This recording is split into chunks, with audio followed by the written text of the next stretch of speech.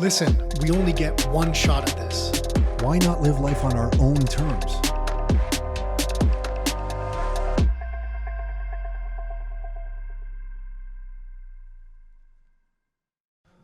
Oh, hello. You there? Great. It's Tom Kradza. And on this episode of the Your Life, Your Terms show, we are talking to Katrina. How am I saying her name? Katrina. It's a very simple name. Katrina and Charleson. They are the most amazing couple. Charleson is a chef who makes the best food we have ever had. He makes the most amazing sliders. He's basically a chef that is dairy-free, gluten-free, and I kind of stumbled into these guys at What's Good Wellness here in Oakville because of Charleston's cooking. I did not realize that Charleston's wife is part of their business, and she's a huge part of their business, and Katrina practices traditional Chinese medicine. And she's a graduate of the Toronto School of Traditional Chinese Medicine. And her knowledge on Chinese medicine, acupuncture, nutrition, women's health, fertility, sports medicine is just fascinating to me. I had never had the opportunity to sit down and chat with her. I had talked to Charleson a lot about his food and kind of questioning him about some of the products and food choices he has over the years. But now to learn more about Katrina's side of their business and what she does and how she helps people with Chinese medicine, absolutely fascinating. So I really just loved this talk, a little bit of a different discussion. And to me, it was amazing. So if you're listening to this, please understand that the whole idea of living your life on your terms doesn't just involve real estate. It doesn't just involve gold. It doesn't just involve Bitcoin. It involves living healthy lives so we can enjoy ourselves and our families on a daily basis. And Nick and I both believe that, that comes from health and fitness and taking care of yourself. So to get information like this is really important to us, and I absolutely just love it. So if you think we're crazy for sharing this kind of information on this podcast, you should know that we are. So how's that? There we go. There we go. So I just really think you're going to love this talk. And on Charleson, we talk about Charleson's journey as a chef. He went to the same high school as me, and I didn't know it, which is amazing. So we just talk about his journey, how he kind of learned cooking and what he's doing now. So a great chat with these two. We'll get to that in a second. If you are listening to this and you want to get involved in the real estate market in some way, but you don't know where to start, you can always pick up a free copy of one of our books off our website, www.rockstarinnercircle.com. On there, we have 4 different books that you can download. The main one has been for over a decade now, Income for Life for Canadians. We have a free digital copy of that book on our website. You can get other books that we've published. We have a real estate investing blueprint. We have the Your Life, Your Terms book. We have those different books on the website as well. If you're starting to get involved in real estate and you don't know where to turn, you can get a free copy of one of those books at www.rockstarinnercircle.com/books. You can also buy those books on Amazon, but our whole idea of trying to give away the digital copy is that we want to give good information by Canadians for other Canadians in the hope that one day, if you think we've given you a bit of value, that perhaps we'll do business together. And that's why we're giving this away. It's no big secret. We are just trying to be helpful, but we know by being helpful, maybe that one day you'll want to come to our offices and maybe we'll work together. So that's the whole idea behind this. So you can get a free copy of any of those books, including Income for Life for Canadians, at www.rockstarinnercircle.com/books. That's enough with the intro. Let's get on with the show. Enjoy.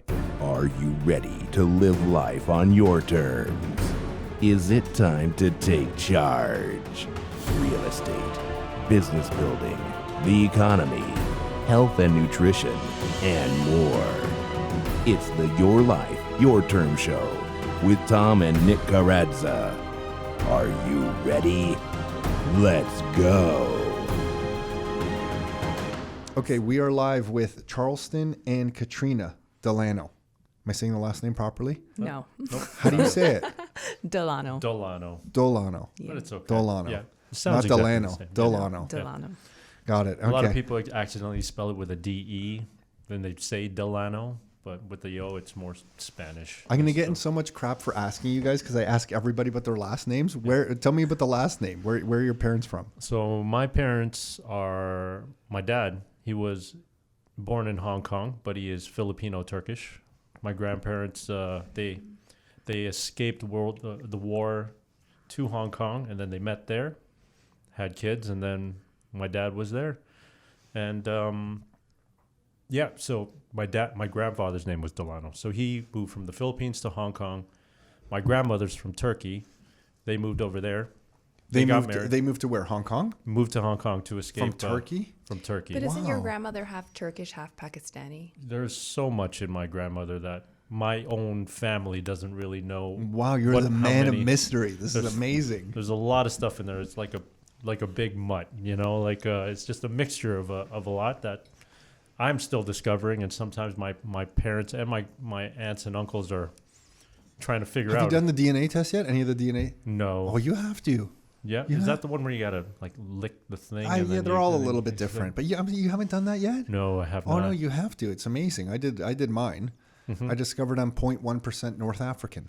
Whoa. Didn't really see that one coming. Yeah. But yeah, most of mine is like around the Balkans. My father's Croatian, kind of makes sense. Mm-hmm.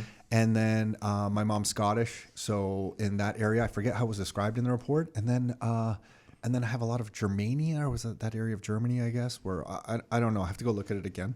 But you got to do it, man. Okay. With that background. Well, I mean, it's up to you. Yeah. You know, Yeah. I mean, No. I'm forcing this on you. Well, I've always But thought to. But listen, I'm so happy you're here. You're drinking our coffee. I'm Yes. very happy that you're drinking the coffee. I actually reached out to the guys who roast that coffee and said, hey, will you come on our podcast? And they're like, you're in Canada. How do you even get our coffee? We don't ship to Canada. And I'm like, you don't know who you're dealing with. I smuggle this coffee into the country. So they started asking me, how do you smuggle the coffee in? Because we have other Canadians who want to get the coffee. And I'm like, I just use one of the reship services. Yeah. So anyway, that's how I get the coffee That's in. awesome. So now that you cook the best food that I've ever eaten, so now for me to serve you a cup of coffee, I'm very grateful. But you don't have to actually finish the cup of coffee because you're not a big coffee guy. And Katrina, what about your background? My parents are both from the Pull Philippines. them, come in close to the mic. It's really My parents are both from the Philippines, like a little bit Spanish mixed in there, as most Filipinos are. There's a big Spanish influence in. Oh, yeah. Oh, I had no Yeah. idea. Huge. Really? It's a colonial country. Oh yeah, no, I guess that makes sense. I Yeah. just didn't assume Spain. Okay, got it. That's why a lot of Filipino people have very Spanish last names. Like my maiden last name is Quintos, and my mom's last name was De Leon. Okay, got it. That's Yeah. why Carlo Batar on our team says he has some Spanish in him because he's Yes. from the Philippines. His parents are from the Yeah. Philippines as well. I never made the connection. Got it. Okay, so let me kind of dive in here. Katrina, we're gonna start with you because Charleson, for those of you listening, Charleson makes the best food ever. We're gonna get to his food in a second. Thanks, But Tom. Katrina, tell me, so I don't know much about traditional medicine, and I saw in your bio that you guys, you specifically went to school and you found a difference between Western and Eastern medicine. Yeah. What is it? Yes. Can you tell me about that? Like, what does that mean to you? What did you uncover here? So, when I was in university, I always thought that I was going to study Western medicine. I wanted to be an allopathic physician, probably to specialize in psychiatry because I really like dealing with the emotions and the spirit. And then I was doing all the right things as I was getting ready to graduate. And I was a research assistant at Princess Margaret. And I realized pretty quickly that kind of wasn't the world that I wanted to be in, because by the time a patient is at Princess Margaret, they're pretty far along in their journey with health, more towards illness, of course. And so I realized that this is not what I was going to do, which was kind of heartbreaking because I'm a person who really likes to have a plan. So for the first time in my life, I had no plan and I was freaking out. How old were you? I was in my last year of university. Okay, so 20. I don't know how old, like 22. 22. Yeah, got it. So I applied to graduate, and then our registrar told me that I couldn't graduate because I had taken too many psychology and biology courses, and I didn't fulfill the breadth aspect of my major. I needed to take social sciences and humanities, so I had to stay an extra semester. And then at the time, I was having what I call my quarter life crisis because I had no more plan anymore. I didn't know what I was going to do with my life. And so I took this course on literature and health because I was still trying to stay within my niche as much as possible while still doing what the university wanted me to do. And I wrote this paper comparing the use of language in East Asian medicine versus Western medicine. Because in Western medicine, whenever there's illness, they always talk about fighting the disease and battling. It's very war-based, which I argued turns a person against their own body. Versus Eastern medicine, it's very much about symbolism. We talk about things that you see in nature. We use words like heat and cold and dampness, things that people can understand when you explain the concept to them. And so I argued based upon that, when a patient is involved in Eastern medicine, it creates more of a relationship of like a symbiotic relationship between the patient and the practitioner, which allows for greater effect over a long period of time because it's much more a lifestyle medicine. So it's not so much about intervention as it is in Western medicine. It's all about creating the right things and putting the right things in place so that a person has a better lifestyle so that they don't succumb to illness as quickly or as readily. It really is about prevention. Yeah, so promoting you're being longevity. proactive Yes. instead of reactive. Absolutely, When Western yeah. medicine, to me, and you know this better than I do, but to me it's very reactive. Yeah. You have something, let's address the symptom. Forget the cause. Let's just kill the symptom. And then you get the symptom again because you really haven't got to the root cause of anything. And where my limited knowledge of what you're talking about is more about changing your life to be proactively producing the health that you can produce for yourself so you never get those freaking symptoms. Exactly. God Yes. damn it. Exactly. I know, and I struggled with this in myself. No, the reason I'm saying that is because I had such intense stomach pains when I was turning 39, just before I turned 40. Carol, my wife, had to rush me to the Oakville Hospital multiple times. Oh my goodness. And they ended up doing ultrasounds on me all over my stomach, all over everywhere to try to figure out what those lower stomach pains were. And as sad as it sounds, I think I figured out myself that it was just really intense gas. But it was lasting for a month because my diet was so horrible. Yeah. And they couldn't figure it out. At one point they were asking me crazy questions. Like they did my blood work, they did a CT scan. At one point they were asking if I had any sexually transmitted diseases, like right in front of Carol, my wife here and stuff. And I'm like, this is just out of control. Like, what are you guys doing? Like, it just felt like there was no hope. And I changed my diet. Because I was desperate. I changed my diet. It was actually Rachel, who I think you guys know at Radix, who was at another gym, Element CrossFit before then. I went there. She gave me the book, The Primal Blueprint, which kind of taught me about like eating primally. And it was the first time I had read a book that talked about like food in the way I could really understand it and what it was doing to my body. And I quickly changed my diet. And within about 6 weeks, all those pains went away. And that's when I first realized, like, oh, it really does matter what you put in your body. When I go to Carol's baking area and she has the chocolate chips for her baking in there, and I take them by the handful and I shovel them in my mouth every night with my daughter. And then I don't even drink Coke, but I was starting to drink Coca-Cola at that time and then washing it down with Coke and stuff. And you do that for weeks on end. Yeah, it was brutal. It was brutal. But that was the first time I realized that, holy smokes, there really is something to like eating properly and eating well. And then that turned me down a rabbit hole because I get a little obsessed with topics to reading like, 10 or 15 books on diet and healthy fats. I also remember, I'll get you to speak again in 1 second because I want to learn more. But my aunt, one time when I was younger, traveling to Croatia, I went there with a friend of mine backpacking at the end of university. And he's like, Tom, why did your aunt give me the fattiest piece of meat? I mean, I want the nice, clean piece of meat. And when I asked my aunt, she's like, well, that's where all the nutrition is. She goes, these are like, she didn't say they're healthy animals, but these were healthy animals. Yeah. And to her, she was giving him a really nutritious The part, best part. the best part. But to most flavor, me and him being from Canada, wanting like lean meats all the time, I'm like, oh, sorry, dude, I don't really know why you're getting this gross piece of fatty meat. But she was adamant that like, no, that I'm like almost honoring him with like the best piece. So when you went through that like kind of freak out period, then what was next? That's when you applied to the Toronto School of Traditional Medicine? Well, so when I wrote that paper, I was like, oh, this is pretty life-changing for me. So I was talking to one of my friends who's Chinese, and I was telling her, I was like, oh, I would love to study traditional Chinese medicine. That's awesome, but I'm not going to China. And then she just looked at me and she's like, no, you don't have to do that. Like, it's not the 1800s, 1900s, they studied Chinese medicine here. And so I started researching schools here in Toronto and in the States and in Vancouver. And I decided to pick the Toronto School of Traditional Chinese Medicine. Yeah, awesome. So then when someone comes to see you, how do you start with someone? Like, what is, and I'm not asking, I don't know if there's like secrets to give away or not give away. I'm not asking for those necessarily, but like, how do you analyze someone at the very beginning? Like if I come to you with some sort of symptom of something, what's the starting point in Chinese medicine?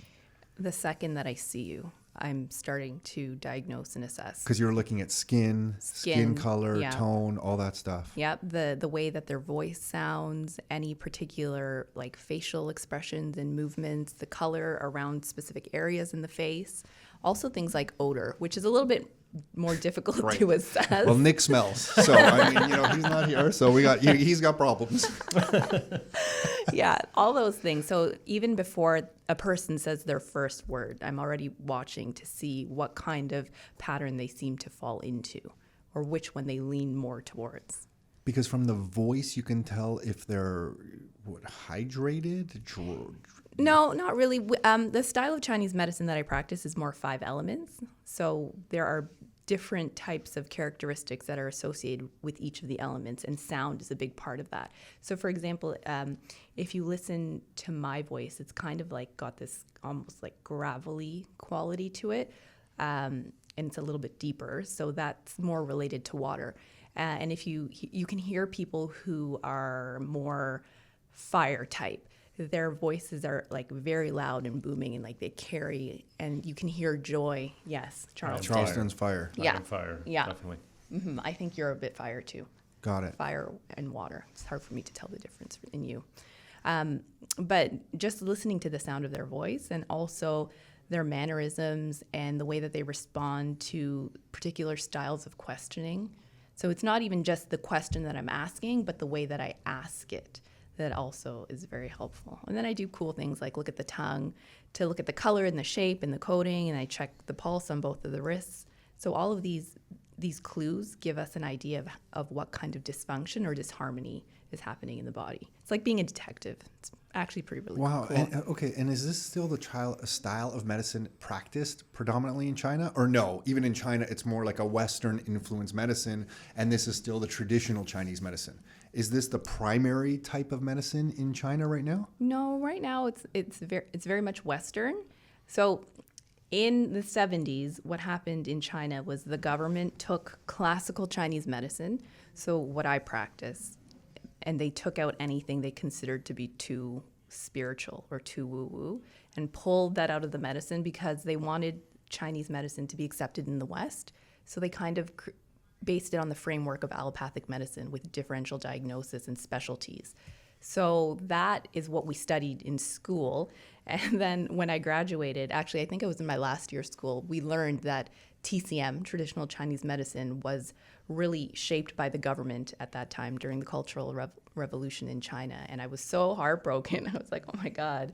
So at best, TCM can help to really maybe suppress symptoms, but it doesn't treat the root cause, because the way that I practice is it really is related to the spirit and the emotions, because it's our emotions that trigger and guide our behavior and the choices that we make. And so if you don't address the spirit, then you'll never be able to get long-lasting, sustainable change. So that's fascinating. So how do I address, what are one of the maybe simple ways or one of the ways I can understand how to address my spirit? It's the emotional state I find myself in most regularly. Is that that's part of it. So what else? Definitely, that's a part of it. Can you turn the mic just a little bit? Just so This yeah, way? there we go. Yes, yeah, Okay. thank you. So spirit, in classical Chinese medicine, we have a spirit associated with each of the major organs. So the spirit associated with the heart is the Shen, which is the closest thing that we think of as the soul here in the West. And the Shen is responsible for bringing what we call your heavenly mandate, so what you are brought into this world for, into fruition. So it's your dreams and your goals and everything that you wish for yourself and want in your life. And then the soul of the lungs is called actually I'll talk about the liver soul. The soul of the liver is the Hun, and this is about visioning. So the Hun takes the dreams and the imagination of the Shen and begins to create a vision and a plan for that. And the Yi is the soul associated with the spleen and the pancreas. And that is about taking the vision from the Hun and the dreams from the Shen and beginning to bring it out into the world. The Po is the soul associated with the lungs, and that's related to the physical body. So your actual physical ability to take these dreams and the plans and then bring them to fruition, like actually build something physical from it. And then the spirit associated with the kidneys is the zhi, which is the will. And so that's what keeps you on your path. So the more you're in alignment with what you're meant to be doing here in life, we call it your Tao, then the more your spirit begins to shine and show forth. And so these are the people that are successful, but are also very happy and are fulfilled. Because there are people who are like really financially successful, well off, but they're Hate their life. miserable. Yeah. And so if you are in alignment with your Tao and all of your spirits are moving and able to give you the messages that you're meant to, that you need to help you on your path, then that's when you're able to live the life that you want. Can you be on your path, but still not be physically perfect? And I guess what I mean by that is I feel like I'm on my path. I feel like I would agree that you're on your path. Why do you say that?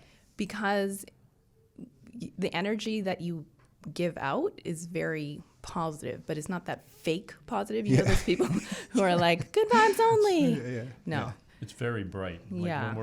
when you're around us, when you're around me, like it's very welcoming. Like I'm like, I want you to stay longer. Oh, cool. Like, Thank you. I want to It's inspiring. It's Cool. very inspiring. Cool. Yes, very. You guys have that about both of you as well. Thank you. But I have a question then. But can you be that way? But I'm constantly working on my own body because I know if I eat the wrong foods, my biggest thing that I'm always battling, and Katrina, you're making me think I need to come and see you so that I can get your opinion on this stuff, is that if I eat foods that mess up with my digestive tract and then or my liver, it comes out in my face. Like I'll have different kind of acne still as a 47-year-old and stuff. But if I can eat the foods that seem to do really well with me, and over the years I've kind of determined what, the easy ones are like dairy.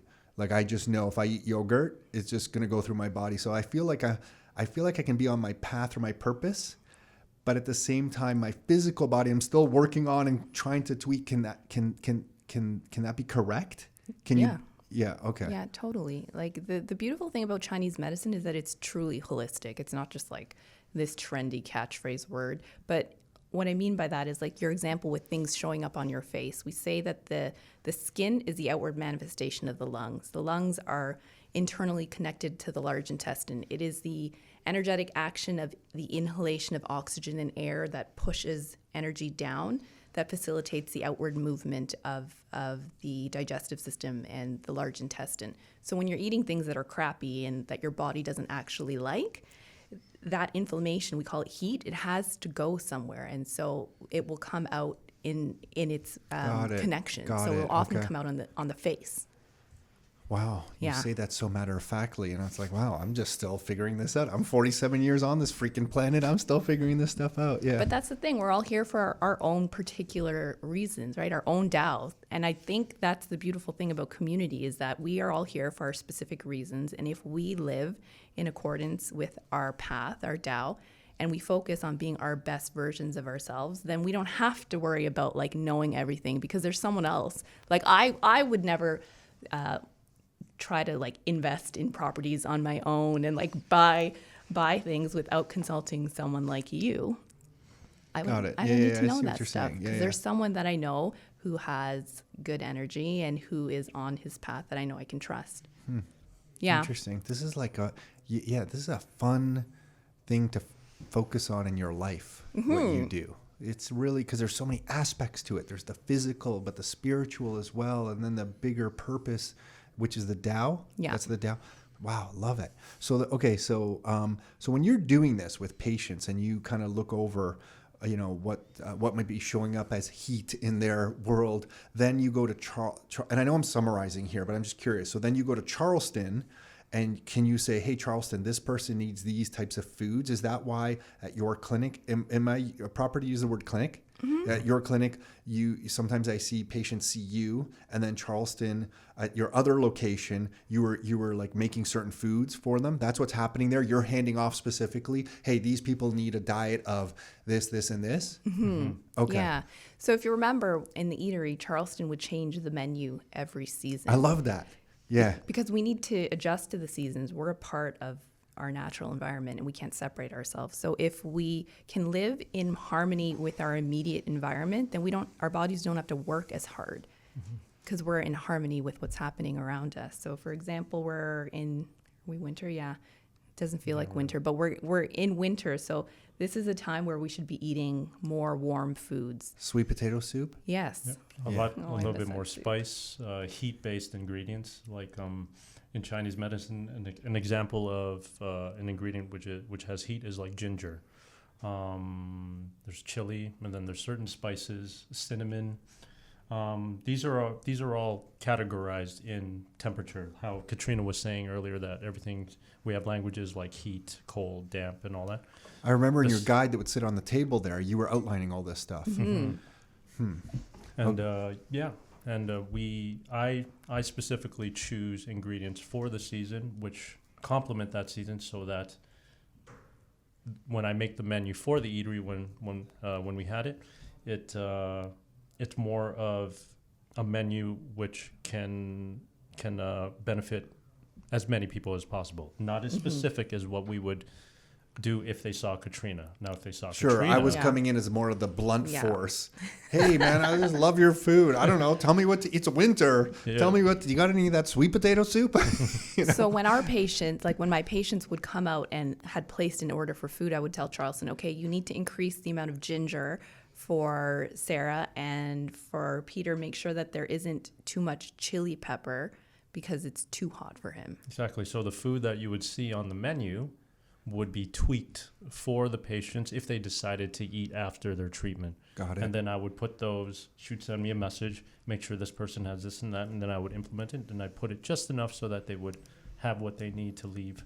And what I miss Katrina your food recommended. so much. And the reason I say I miss your food because you currently don't have the kitchen at the new location, but you might have a kitchen again at some point. Something's coming up, yeah. Like Because I just in the feel very like near your future. cooking is like when I would eat your food, I literally would leave feeling like I could feel energy going through my body. Thank you. Nourished. Like, yeah, I would just feel nourished. And the way my lifestyle is a little bit, Nick and I are kind of running around a lot than I do, I'm a 47-year-old pretending he's 27, going to this CrossFit gym and having fun there. And I just love it. Like, I love lifting up these heavy weights and doing these pull-ups. I don't know, it gets me going. But then your food just felt like it was like healing me. And I know that sounds maybe crazy for someone listening to this who has never had that feeling, but I swear by it, like your bone broth. So I just miss eating your food and your seed bread. That's seed bread, but you're still making the seed I bread. still have it, yeah. Yeah, You okay. Come by to the new location. We sell all of the products, all of the seed retail bread, stuff. the kimchi, at least. the The yogurt. kimchi is available for sale. Yeah, the so you have vegan yogurt. So what products do you have for sale? Kimchi, yogurt. Seed Seed bread, bread. bone broth, which is comprised of both beef and chicken together. We have a vegan bone broth for our vegan patients. That is mushroom and seaweed based, with which we fortified with Chinese herbs recommended by Katrina. And I think that's it, right? No, we have a chicken one, but it's in case there are some people that can't have beef, but they still need their broth. And then I have a chicken one as well. Yeah, our yogurt is vegan though. It's a vegan yogurt, based. coconut milk yogurt. So Got it. Because we don't love dairy. It's not good. Yeah. I can tell my body doesn't love dairy as well. Okay, and then how did this work out? Because it seems like a perfect relationship between you guys where, Katrina, you're doing this, and then you've always been, like I read on your bio that you also like to write about yourself in the third person, which I thought that was really cool. Yeah. But then you said you're supporting your family from the age of 15. Yeah. What's that about? Well, when we moved here in '97, From the Philippines? actually No. no, I grew up in Saudi Arabia. You grew up in Saudi Arabia? Yeah, so okay, my parents. Dude, you have to do a DNA test. Yeah, Who knows where? Because what, you had relatives over there? no. So my dad went to school in the Philippines for aeronautical engineering, and a company, excuse me, an international company, I think it was American based, reached out to a bunch of foreign employees trying to find employees for the Saudi Arabian Airlines in Jeddah in Saudi Arabia. They reached out to my dad because I think he had some really high scores, and he landed a job in Saudi Arabia. So he decided to move down there back in the 80s, got married to my mom, and with part of the agreement to So work wait, there he met was- your mom in Saudi Arabia? No, in the Philippines. They In were the still Philippines. in the Philippines. Okay. So part of the agreement of working there, because it was also international work, was that they provided schools for the children. So it was an American curriculum based school, but everybody who was an international worker that came to Saudi Arabia, all their kids would go to this school. So the school over there only went up to grade 9. So kindergarten to grade 9, I learned under the American curriculum. English was my second language. And then after grade 9, we had to leave because our schooling would not be continued. That's all that they offered. So that was when my dad and parents decided to move to Canada because we had some family over here, 97, and then I went to school. You've only been here since grade 9? Yeah. When Yeah. did you start speaking English? Since you were young, but it was a second. Grade 2. Okay. I was in Okay. ESL from kindergarten Really? till 2. Wow. Yeah. Okay, It was grade a- 9. What high school again? You've I told went me to this Philip before. Pocock in Mississauga. You went to Pocock. Yes. You're freaking me out. You know what high school I went to? Did you go to Pocock? Yeah. That is crazy. What how old are you? I'm what- 38 right now. Am So I you 38? were born in what? I'm You 38. were born in 82. 82. Yeah. Oh, you're a young pup. Yeah. Yeah, You graduated by the time Yeah, I was 73. They shipped me off to Etobicoke, which I think is like Michael Power now because Philip Pocock's old location on Rathburn was so small. They had to ship us all over there. I did not know you went to Pocock. Yeah, I did. I think I went to the newer school though. Like You went when to they New York. built That's it where and they Nick got went. bigger. That's where Nick went. On Yeah. Tompkin. Yes, right on Tompkin. Yeah, Tompkin and Eglinton. Go right there. Pirates. Holy shit. Did you tell me you went to Pocock before? I think we did. Really? But it was a while ago. Like I've known you for over Okay. 7 years now. Oh my so- gosh. Oh, and this won't apply to you, but I have a good friend of mine, and we always joke about that. If you went to Pocock, you were Pocock schmarts, which meant that you thought you were smart, like you thought you knew it all. You're like, oh, you went to Pocock because all our friends in that era, like everyone knew it all. Yeah. Everybody had it all figured out. We were all the kids of immigrant parents who none of our parents went to school in Canada, right? In that area at that time was a lot of there was a lot of Filipinos, but there was a lot of like Italians, Portuguese, Polish, Croatian, yeah. Polish, and we were all there unsupervised by parents because the parents were working, did not know the school system. So and then they shipped us over to Etobicoke, so they couldn't send anybody home for any non-uniform compliance, bad behavior, really, because you had to Yeah. bus people home, so you couldn't walk home. Yeah. So the school just turned into like chaos.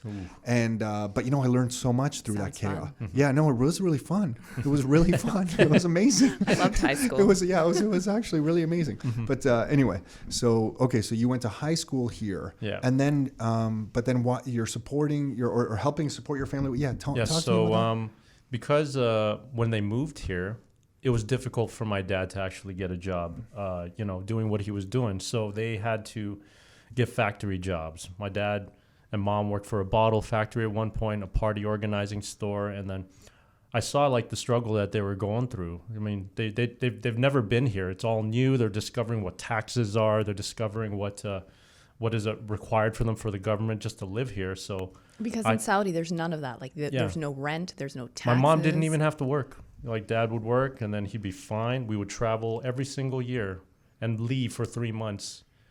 Be a month and a half in the Philippines, a month and a half in Hong Kong, and then go back and do school again. It was just... But the move to Canada was still the better move, even with that backdrop. Well, yeah, it was at the time because they didn't want to go back to Philippines or Hong Kong because they knew exactly how the school systems were there. Standard of living. Exactly. They wanted... Hong Kong. Yeah. Okay. It's very different, actually. It is, Hong yeah. Kong and the Philippines. Yeah. Okay. They wanted us to have the same education that we had in Saudi Arabia. So it was either the States or Canada. We chose Canada because we had more family here. So we're like, okay, let's come here. And seeing that my parents were like working like long hours, I would come home, they wouldn't be home. And I was like, and then I would ask them for some money once in a while. And then I started feeling terrible because when I'd be asking them that, they'd be tired and I can see, like they're struggling. So I was like, you know what? I'm going to get my own job. So I decided to apply as a dishwasher at Chuck E. Cheese. No way. Yeah. That one on Rathburn Road? Right, yeah, Come right. on. Yeah, you know Rockwood Mall? Yeah. Oh, yeah. Do I know Rockwood Mall? Yes. I grew up right next to Rockwood Mall. You know how many high school fights I can tell you happened in between That's Subway so and, right, and yes. Burger King? Burger King and Subway had so many Oh my fights. God, that's I don't know right. if kids fight at high school very much anymore, man. was the During my meeting era, spot. there was. Oh yeah, that we'll was the meet meeting you at spot. Rockwood in the back. You at Rockwood.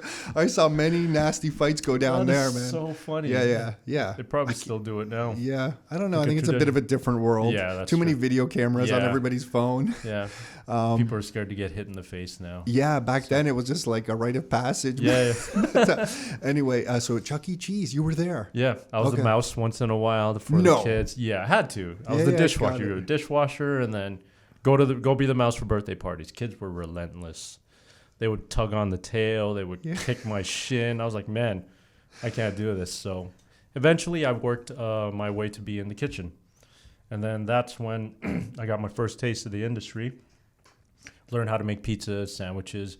I naturally treated it as an art. Like I would see people put pizzas together. They would just throw the pepperoni on and all that. I would make it in circles and I'd spiral it around. I'd make sure that the cheese was all in centered. Sandwiches were like I enjoyed So doing is it. that enjoyment? That's how you got to Le Select Bistro? No, so I went to Chuck E. Cheese. Okay.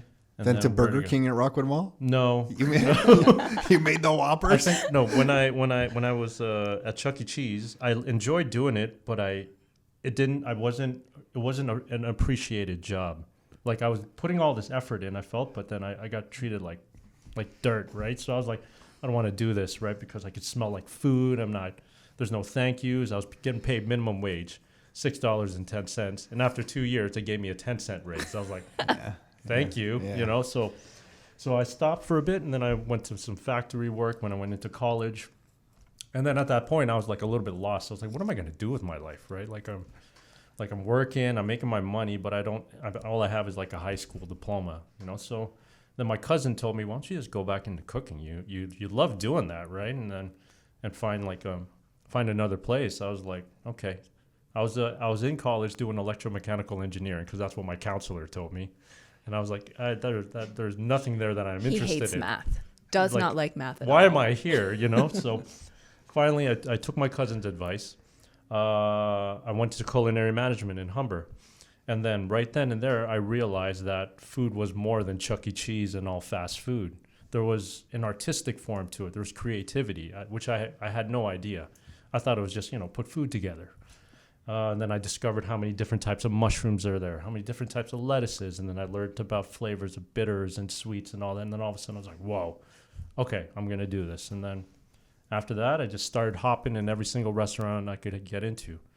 I made a rule for myself to only work for no more than 2 years, because after 2 years, it kind of gets repetitive and then you don't really learn anything. So I would go into sports bars. I would go to fine dining restaurants. I would go to mom and pop shops. I'd be going to small eateries, just takeout, just so I can have a taste of the industry. And then right at the end, I decided, you know what, I need to know how to run the kitchen. And then that's when I looked for the job for Le Select Bistro. My chef and mentor to this day, Chef Albert Ponzo, he actually hired me knowing that I had no sous chef experience. And he asked me, do you think you can do this? I'm like, I believe I am capable of doing it. So he gave me a chance, gave me all the Because the responsibility. sous chef is the primary helper to the main chef. Is He that how that is? So there's a hierarchy. Yeah. So there's the head chef, Yeah. the chef de cuisine, which is the boss. And then there's the executive sous chef, who is second command. And then there's junior sous chefs underneath. And then Okay. the junior sous chefs take care of the rest of the crew. Oh, Got it. sorry. Got it. So I was hired as a junior sous first. And then I I was should have given you some water. I That's okay. apologize here. and then I thank you. And then I was and then I took the job to heart, because I knew everything that I needed to do, and all I needed to know was how the kitchen ran. And Chef Albert pretty much taught me a good amount of like the knowledge which I've carried over from the industry. I can tell the way you talk about him that he's a big Oh deal. yeah, he is. Like if I hope he hears this, but he knows this. I tell him all the time. I call him my Yoda. Like Cool. He's literally my Yoda, because he was probably the one chef that taught me how to be a chef, whereas every other chef taught me how not to be a chef. How do you be a chef? You have to create inspiration within the crew. Like, even though they are there as workers, you cannot treat them as ants. You have to give them input. You have to give them a little bit of a sense of being a part of the team. Giving them jobs which they've never done. Be like, I want you to debone this entire pig. And I'm like, yeah, sure. So I just take the knife, and then he would tell me, okay, go through these bones, go through 6 and 7 so we can make some capicola. Take this leg off so that we can make it some prosciutto. Oh, he went into full detail. So he taught me about fermentation. He taught me about pretty much a lot of the stuff which I've carried over. How long were you with him there? I think it was like 4 years. 4 years Yeah, there. about 4 And years. is that when then you left to go on your own? Yes. Okay, so before we get there, then how did you guys meet? So we met through one of my girlfriends in high school who was friends with him. You went to Pocock too? No, I went to Mount Carmel. Oh, Mount Carmel. That was like an enemy. Mount Carmel? Oh, yeah. Oh, jeez. And Yeah, Gates. got it. Friends of friends at a nightclub. Oh, cool. Okay. Yes. Okay, so you knew each other from the high school days. Okay, got it. Well, I was in college and she was in high school. So I Got had it. already... Yeah, my last year of high school. Yeah, got it. Cool. Okay, so then you're already doing, so then you guys kind of synced up then here, kind of perfectly. Yeah. Yeah, Before we opened What's Good, I was an associate at a chiropractic clinic, and every month we would host a workshop for all of our patients on different topics. And usually we would get about like 10, maybe 15 if it was busy. And then I started teaching with Charleson a workshop that we called Healing with Whole Foods, where I would talk about nutrition and how we can use it functionally to improve specific areas of our body. So we did one on inflammation, one on the hormonal system, and then he would come and then do a demonstration of using the ingredients that I spoke about and how you can simply create something that's delicious. And then we would serve samples. So we would get we were only allowed, I think, 55 people according to like the fire regulations. How many did you jam in? You Like just jam- 70. Yeah, awesome. Oh, yeah. good. It was like a full house. I was like, whoa. I was worried great. I didn't bring enough samples. Yeah. Yeah. But it was... The most well-attended workshops that we did at the clinic. And then when he decided that he wanted to go out on his own, Charleson wanted to do a food truck. And I was like, no, that trend is going to die eventually. I really wanted to do it. Yeah, really? Oh, yeah. man, Yeah. you would be a mean food truck, man. Holy smokes. Sorry. Anyway. I told him, I was like, no, let's open something together where we can fuse nutrition and we can fuse Chinese medicine and functional medicine. And then Yeah, so right when she powerful. mentioned that, I was like, what do you mean? Like, because I had no idea what she was talking about at the time, because back then I didn't realize that her industry relied a lot on nutrition. And part of my industry was just to make good tasting food, send it out there, make sure they come back because it tastes so good. Not really thinking about nutrition whatsoever, All the good things are like, butter, salt, cream, all the stuff which create dopamine and just want you to just keep coming in.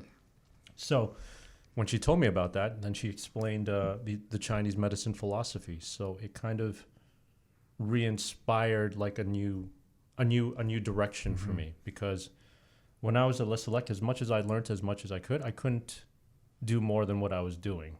So I wanted to do more. So now that I've read some books which she recommended on Chinese medicine philosophy, and I incorporated that into my cooking. And then now that's all we do. Yeah, Like, we're it's- grateful. Everyone who's had a chance to taste your food is in 100% agreement. Like, I know all different people from different walks of life who have tried your food, and it's pretty unanimous. Like, not pretty, it's 100% unanimous. Thank Like, you. Everyone loves your food. And the artistry, I never heard you mention it that way, but you present your food. Like, when I have your sliders on that little piece of seed bread with the slider on top, and I know I'm not supposed to order 2 orders. Like, I know without even talking to you guys that like 2 orders is not appropriate.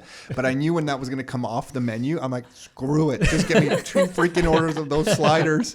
And I could just tell by your reaction, like, there's 2 orders is probably not the right amount to be eating. I'm like, I don't care. I'm going to stuff this in my body. Yeah. But because your artistry comes out, the nutrition comes out in that as well. I can't wait to enjoy more of that kind of stuff again. So, a lot of people have told me the same thing. So you guys are a cool team that way. And also when I was sitting there eating your food, sometimes there'd be like a farmer who would like pull up.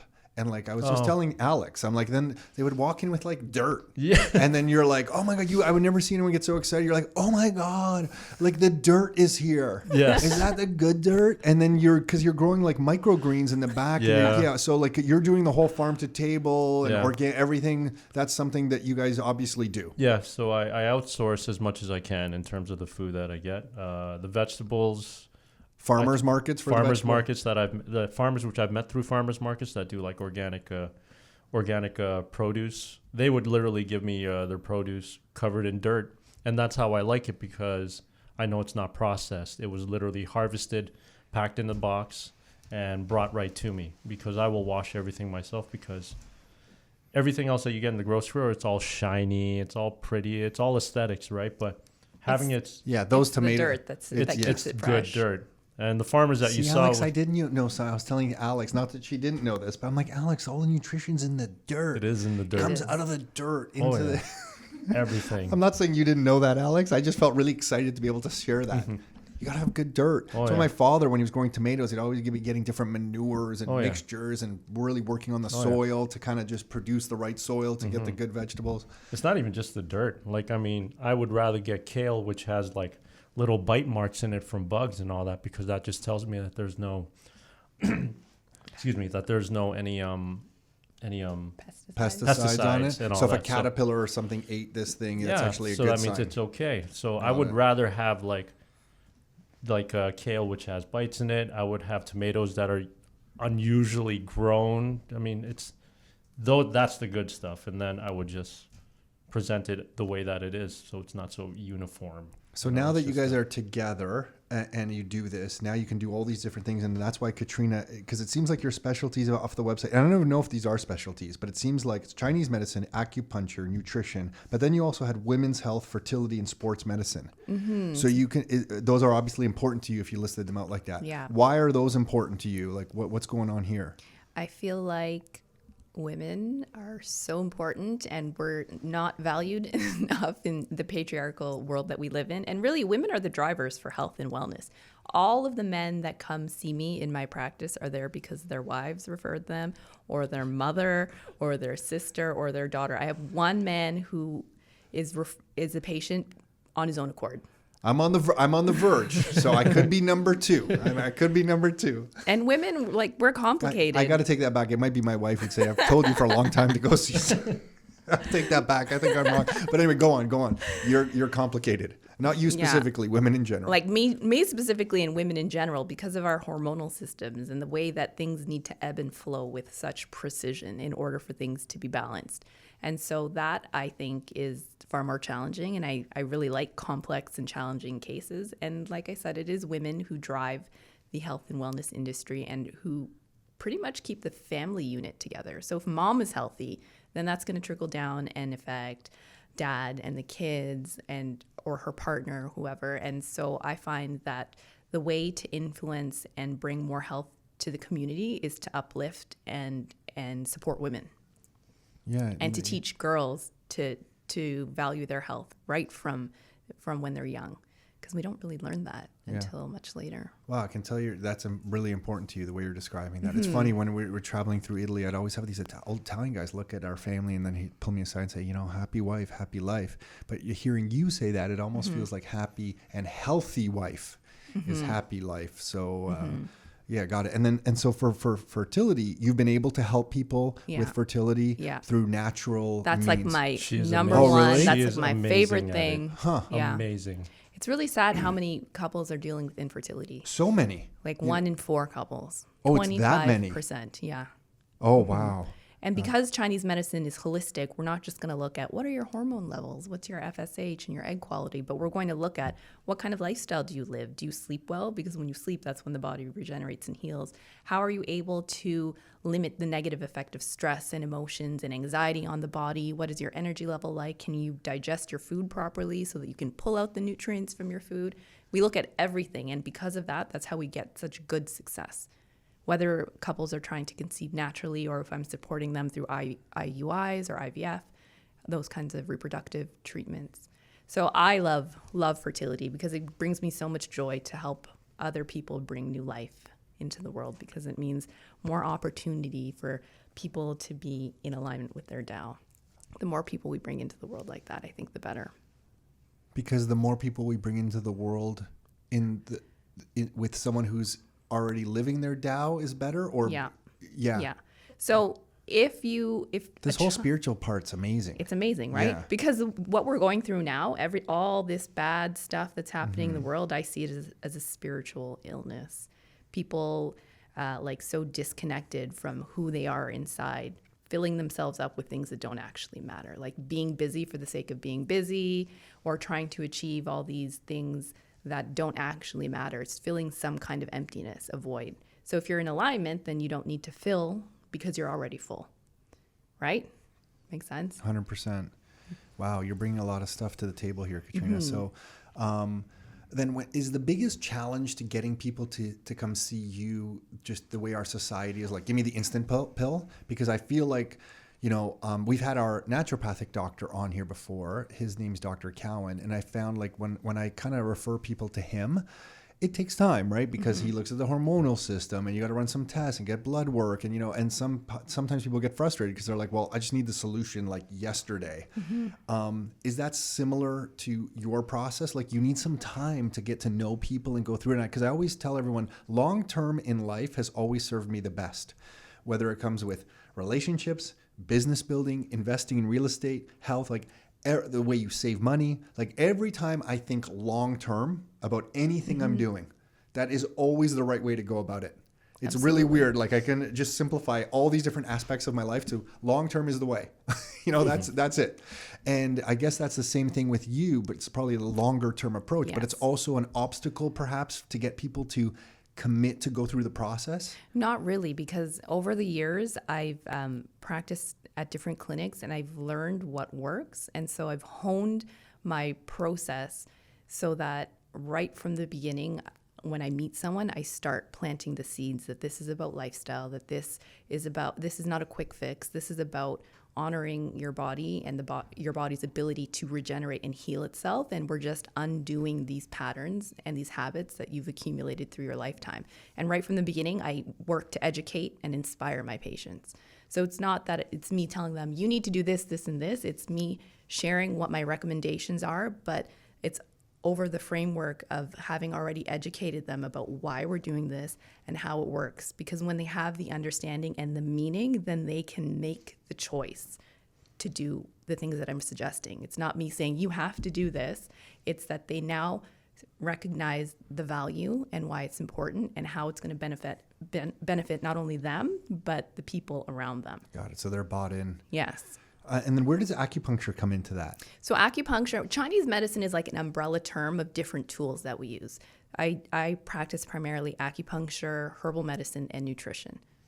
Got it. Okay. And is acupuncture something you use for specific things, or it's always used on every person you help?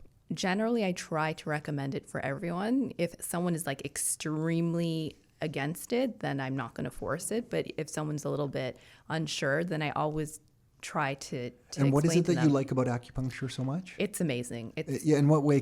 I don't know too much about. Like, I've had it done to me at different Yeah. like physio clinics and stuff with the electrical ones Yeah. that they put in and stuff.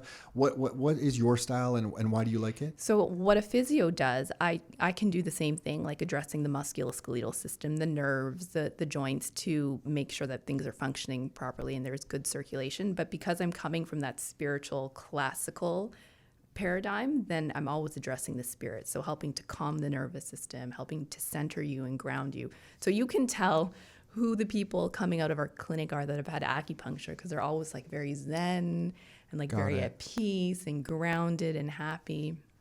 Got it. It's like a very strong release of endorphins and neurotransmitters that make you feel good and relaxed. Yeah, I love all this stuff. I feel like I could just hang out with you guys and just go from acupuncture to eating your food and just kind of going in a loop. So talk to us about all the services that you offer, kind of lay them out right now. So like, what are the different services that you offer, your location, like give me this whole bit, and maybe Katrina, will start with you, Charleson, and then we'll kind of talk about the food, or you guys all summarize it, however, but give me the overlay here. Well, we recently moved like 3 days ago. Is that recent? Yeah. Very recent. Yeah, Oh, well, actually awesome. not 3 days ago, a week No, we ago. moved on Friday. Okay. Of last Got the week. clinic ready for Monday. So Got it. it was a full weekend. We're at 407 Spears Road, so just west of Dorval on Spears In Oakville. in Oakville. Oakville. Yeah. Unit 200. Got it. And the services that we offer are Chinese medicine, so acupuncture, herbal medicine, functional nutrition. We also have a clinical hypnotherapist as part of our team. And I primarily address women's health, anything having to do with hormones, fertility, emotional conditions like anxiety, depression, stress. Those are like big ones that people come to see me for. Digestive Especially issues. right now on that Yeah. one. Yeah. Got it. Okay. Sorry, I cut you off. That's Digestive okay. issues. Digestive issues and pain. Got it. Those are the main reasons that people come to see me. Okay. Mm-hmm. And then in the clinic there, after they're seeing you, they can also buy some of the foods that you're going to recommend. Yes. Correct? Yeah. That Charleston you've made. Is that still happening like that? It is right okay, now. and then you're stocking the food there. Yeah. So Okay. right now we're only offering the food cures, which we. Not only your food is amazing. We're lucky to get access Thank to your you. food. I haven't had your seed bread in a long time, so I'm looking forward to getting the seed bread again. All right. I should have brought one today. Jeez, I don't even We know would have why. eaten it. Yeah, we I would know you have would've. eaten it. Yeah. I was about to We say sold no. it all Don't. I was about to say yesterday. no. Don't worry about Yeah, it. we did. We sold it all yesterday. Oh, did you? Yeah. I was gonna say, Flying don't worry out. about it. We love it so much. I'm like, yeah, damn it, bring the food. No. Yeah. So right now it's the retail stuff. So it would be the bone broth, the vegan bone Okay, broth. so let me talk. So the bone broth. I remember you making the bone broth in those big pots. How long are you kind of? So the bone broth goes for 72 hours. Why 72? Because I'm making over 180 pounds worth of bones in one batch. And So you, it the gives- bones are completely dissolving. They are. Is that but not- normal for bone broth? It is depending on depending on how long you've actually simmered the broth for, because it gives time for the liquid to penetrate the bones to pull out all the marrow and all the nutrients which is in the bones, and then once the process is completely done, all that is left is bone. There's nothing holding it together to the point that I could pick up a bone from the bottom and just literally crush it. It wouldn't be disintegrating to the point that it turns into dust, but you could literally pick up a bone and just crush it with your hands. And are you crushing that bone into the bone broth? No, No. that's removed. That's just okay. removed. Got it. So it's that's how naive I am. See, I don't have a clue. Okay, got it. No worries. Got it. So yeah, it gets strained out. So all you're left is the nutrient dense broth. So Okay. it's high in essential nutrients, iron, and also there's a lot of collagen in there too. Oh, but got it. Yeah. but my bone broth is not a high collagen count, just because I wanted to make a broth which was more nutriently dense, but still has the collagen in it. You will still get some collagen in it, but it won't be as. It's not thick and It's gelatinous. not thick and gelatinous like most broths are like marketed on the Yeah, internet. that's right? now that Like- you say that, I've realized that. Yeah. Because that's everyone true. thinks like it's the collagen that's important, but it's not. It's the minerals. Huh. Yeah. Okay. I've always thought of a bone broth for collagen. Mm-hmm. Yeah, that's the way I've kind of thought of it as well. Got it. So you're doing it for the mineral content of it. Yeah. And the collagen. And the collagen, And the collagen but too. the collagen is not the primary star of the broth. Okay. It is also FODMAP friendly. Oh yeah, you For told me about those. FODMAP. That's someone who's very sensitive to a bunch of foods, correct? Okay. So it's foods such as onions, Onions, garlic, garlic. leeks. These foods cannot be absorbed by the individual's body, and it just ends up fermenting in their stomach, and then it causes inflammation. And the sad part is, bone broth is very beneficial for those who are on a FODMAP diet. So I take out all the FODMAP, the high FODMAP ingredients, so that people who are on a FODMAP diet Yeah. are able to have the bone broth as Wow. well. Okay, so that's the bone broth. The seed bread. What's in the seed bread? If you don't remember all the ingredients, but just map out the seed, because everyone loves your seed bread. Oh, I do. It's so there's sunflower seeds, hemp, chia, chickpea flour, a little bit of pumpkin seeds, sesame, and chia. Did I say chia? Yeah. So my binder is chia seeds, water, and chickpea flour. So there's no yeast in the bread. It is a sprouted bread, so the seeds get soaked overnight, and then we make the dough. Why is it important that it's sprouted, or important to you? Because a lot of there's a coating in a lot of seeds and legumes called it's an All anti. seeds. Oh, got it. All Yeah. seeds, It's an all anti-nutrient. legumes. Got it. So that's getting the the seed's natural protective mechanism off of it, so it's yes. healthier and easier to eat, Exactly. easier to digest. Got Exactly. it. Okay. So that's one of the reasons why there's a lot of some chilies or bean-based stews out there that give you a lot of gas, primarily because they're not sprouted. So the sprouting allows the efficiency of the digestion of all the nutrients without having any of the inflammation. When I buy your seed bread and bring it home and then toast it just on like a cast iron kind of pan there and put a bit of butter on it, oh my gosh, good. it's amazing. The best. Thank you. Yeah. So seed bread, and then what else do you have there now? So we also do a vegan kimchi. Okay, what should I know about that? So kimchi is it's both a probiotic and a prebiotic at the same time, in a sense that it gives your existing gut flora food. It's Healthy food. Got it. For it to function properly, but also add more beneficial bacteria to your existing gut flora. Got it. Our mom was really onto your kimchi for a long time. I think we all miss you. Okay, but so kimchi, and then what next? And the then, yogurt. Then we have the vegan coconut milk yogurt. And why do I need yogurt? That's also probiotic. It's more of a probiotic, Yeah. if anything. Okay. For people who can't really tolerate spice. Mm-hmm. Oh, got it. Maybe that would be me. And for those that want a yogurt, which used to love yogurt but can't have dairy anymore, so we went coconut milk on it. Okay. Then Is that the bone broth, bread, yogurt, kimchi? and then there's the vegan bone broth. Okay. Where it's a mixture of mushrooms, seaweed, and also fortified, like I said earlier, with some Chinese herbs that Katrina recommends into it. It helps.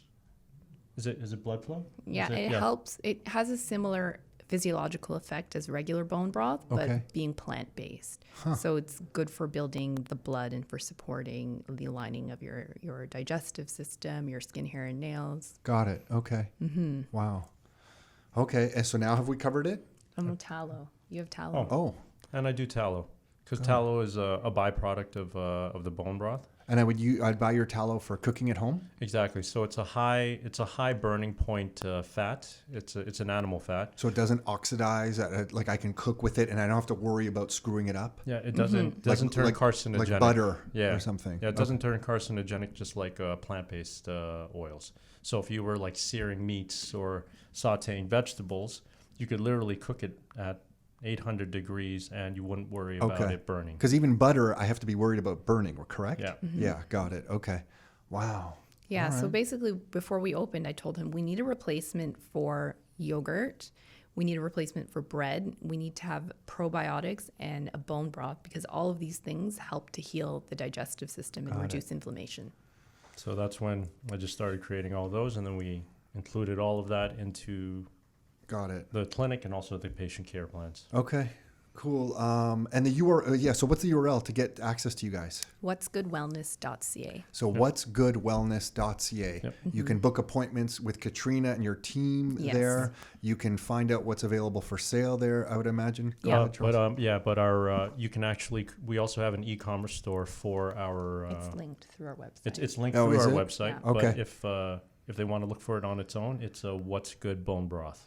What's good bone broth .ca. Yeah. What's good bone broth.ca. Yeah. And are you on Instagram or anything like that? What is the Instagram handle? What's Good Wellness? Yeah, kind of makes sense. What's good illness? Yeah. Wellness. Cool. I really appreciate this, guys. I can't wait till you get a kitchen again. I know you're probably going to be, Tom, stop saying that, but I just really. No, it's good to It's be coming pushed. in It's good to be 2021. pushed Yeah. because, I've had other people come up to me. He's like, "Are you opening soon?" I'm like, Yeah. "I am," and I hate disappointing people. Yeah, well, so and I also just- don't know the business model, right? Like, I don't know what works and makes sense to have. Sometimes, it makes sense to do a certain thing. Sometimes it doesn't make sense to do a certain thing. I'm just coming from my own selfish interests when I say open a kitchen. But I can fully understand that, you have to kind of do what's right for the business as well, right? Yeah. And your son, how old is he? How's he doing? He's 4. Ronan's He's 4. Yeah, Ronan's 4 now. He's good? Everything's good there? Keeping you guys busy, moving So around busy. businesses? Yeah. Yeah. Oh, he's You have to do a lot of Katrina, you have to take care of your spirit during It's these true. times when you're It's true. Especially because he's at that age where he's always asking why. Why? Yeah, totally. he catches us sometimes when some of the lessons we give him don't line up. Yeah, I'm sure. Yeah. You didn't say You that. didn't say Yeah, that. yeah. You said this, and I'm like, "You were right. I did." And then Katrina, what would you, I'm going to end with this for both of you. What would you like to share about, traditional Chinese medicine that, isn't discussed or you would like people to know? Like, what is it that, when people talk about this stuff, you're like, oh, I really wish kind of they knew this about it, or a misconception or a benefit or something. Does something come to mind when I say that? Charles, I'm going to ask you that about cooking. Oh, I feel like there's so many things. I think what's the primary one? the primary one Or is the one that you're most passionate about? I would say that it's that anything that the body does, whether it's like a habit that you were trying to break or a vice, people need to understand that anything we do is an adaptive measure of the body. So if you're like addicted to something, it serves a purpose because it helps to calm your nervous system. And the way that we're able to make long-lasting, sustainable change is to remember and recognize that one, the body has this innate ability to heal itself. We just sometimes need to give it some help. And all these things that we dislike about ourselves, our bad habits, our vices, our addictions, they're actually meant to help and bring comfort to the body. So if we can figure out why it is that you need that measure of comfort and we can replace it with something that's more healthy and more in balance, then that's how you get lasting change. Wow. I love it. Thank you. You're welcome. And then about cooking good food or seasons of food or the right food, anything when it comes to cooking, what are you asked a lot about that you would like to correct or share or passionate about? Well, the one thing which is quite common is that a lot of people do not cook their own food. So I would encourage people to at least delve into the world of cooking. And also I was going somewhere with this. Are you going to offer the classes again? Yes. Okay. So I'm pointing at you like I'm threatening you. Are you going to offer the classes again? no, it's all good. I guess the one advice that I would give people in terms of what cooking is to play with your food, because we were growing up, we were told don't play with your food, right? But I'd say play with your food, explore all types of flavors, explore things that you haven't tried, and try to come up with a system for you to allow to have a home-cooked meal on a regular basis. A lot of people get lost in that world and they don't know where to start. But like I said, like you said, I do offer cooking classes where I actually go to your homes and I will assess your kitchen so that I can teach you a more productive and efficient way to run your kitchen so that you can have a healthy meal daily. I forgot that you will come to our kitchen. And that's available off of what'sgoodwellness.ca as well to book something like that? Yes. Mm-hmm. Yeah. Oh, awesome. Okay. Yeah. So it's not just your traditional, here, I give you a recipe, Yeah. let's cook. I will come in, I'll see what you're capable of making in your kitchen, What you're capable. Well, No, in these terms of people here like, are not very capable at all. Here's my seed bread toasted. That's it. But yeah, I look at how many people are in the household so that I can help develop a system for the whole family to work together to actually have healthy foods daily. This is a great thing while we're all being locked down too, that we can't go anywhere. Bring Charleson to your house. Exactly. Yeah, cool. So yeah, if anyone needs guidance over there, I do personalize cooking classes in their homes. Awesome. Katrina, thank you for this. Charleson, thank you. You you. guys are Thank an you, amazing Tom. couple. Totally Oh, appreciate this. So thanks that's for it. having We're us, wrapping it up. Tom. Thanks. Yeah, thanks guys. Thank you. Hey everyone, hopefully you enjoyed that episode of the Your Life, Your Term show. I'm really struggling today. Hopefully you enjoyed that episode of the Your Life, Your Term show. There we go.